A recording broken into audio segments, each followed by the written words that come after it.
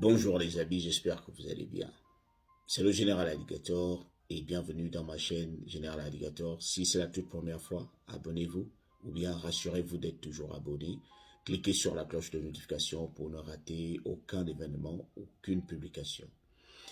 Alors, il y a 2 jours, j'ai été interviewé par un groupe de féministes, un groupe de femmes noires. Elles voulaient que je leur donne mon point de vue sur le féminisme, sur l'appellation femme noire et indépendante et forte. Donc, les femmes indépendantes et fortes. J'ai été honnête avec elles. Je suis d'accord que la femme doit être indépendante, que la femme doit être forte. Moi, ce que j'entends, je leur ai dit ce que j'entends par femme forte et indépendante. C'est une femme, lorsqu'elle passe par les difficultés et garde son contrôle.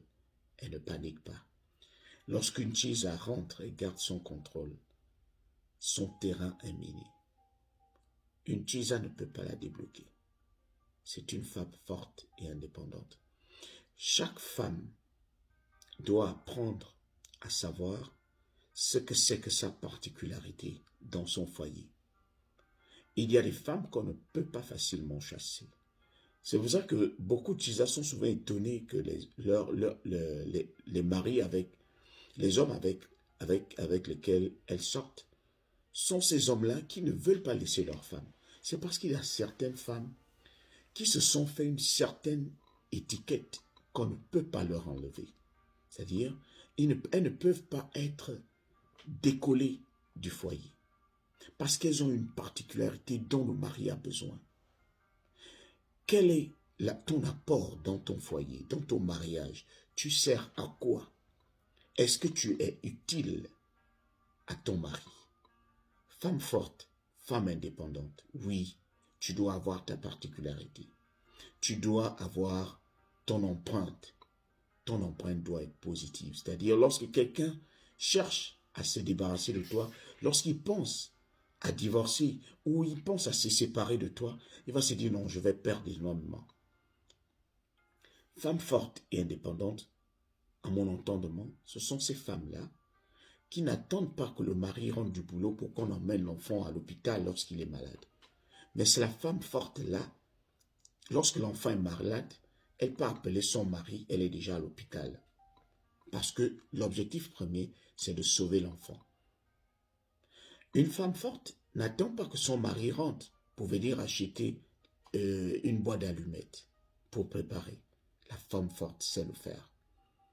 Une femme forte, c'est celle-là qui, malgré la colère de son mari sur un sujet, va l'écouter. Lorsque le mari va parler, elle va dire un seul mot. Moi, je me rappelle que ça m'est déjà arrivé.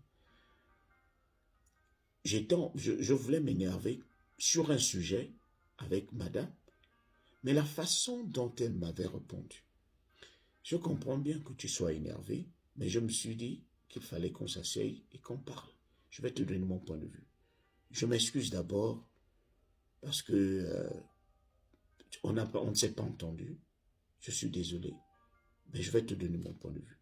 C'est-à-dire, avec toute la colère que j'avais, elle m'avait refroidi. Rien que par la politesse, par la manière dont elle avait articulé, je m'étais calmé pour dire, je vais quand même écouter.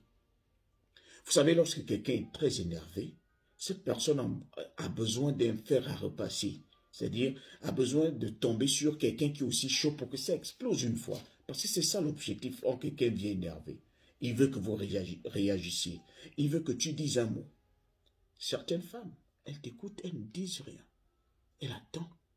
Elles veulent que tu finisses. Dès que tu finis, boum, elle prend la parole et calmement avec politesse.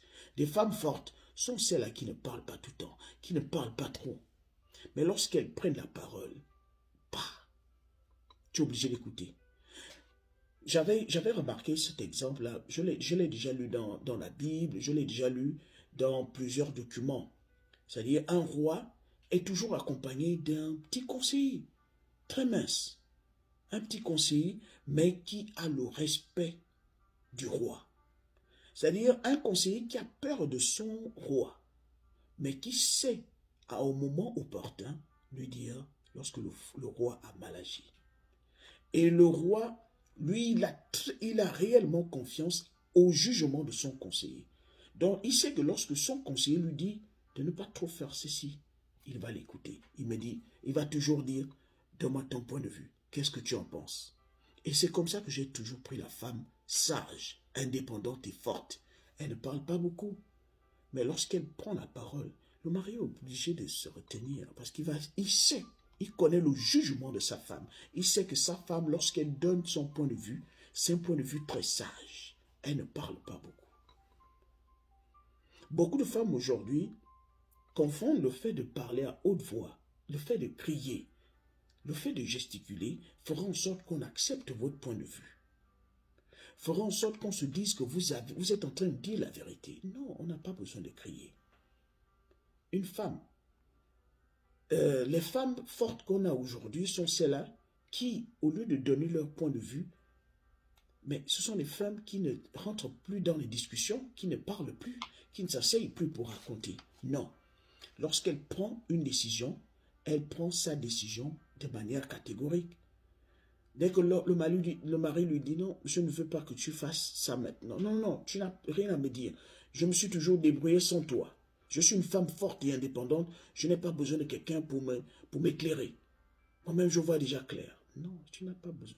Ça rentre dans le sens du business. Même dans le business, tu ne sais pas où on pourra te donner un bon conseil qui pourra te servir. Mais lorsque tu veux bâtir une relation avec quelqu'un, avec un homme, il y a des choses que tu vas revoir dans ton comportement. Apprendre aussi à écouter son homme. Aujourd'hui, j'ai remarqué cela avec les Américaines. Les Américaines portent plus de pantalons qu'elles ne portent des jupes. C'est-à-dire, les hommes sont obligés, une fois les avoir enceintés, ils sont obligés de partir parce que c'est toxique dans la maison. L'Américaine ne sait pas se taire. Elle parle. Dès que tu dis un mot, tu dis un mot, elle a déjà tiré. Pour te dire, c'est comme ça que moi je suis. C'est du tic au tac. Mais du tic au tac, si tu veux bâtir un foyer, à un moment donné, il va falloir t'asseoir et de faire certains compromis. Nous en avons tous besoin. Savoir perdre certaines choses pour gagner des choses plus importantes.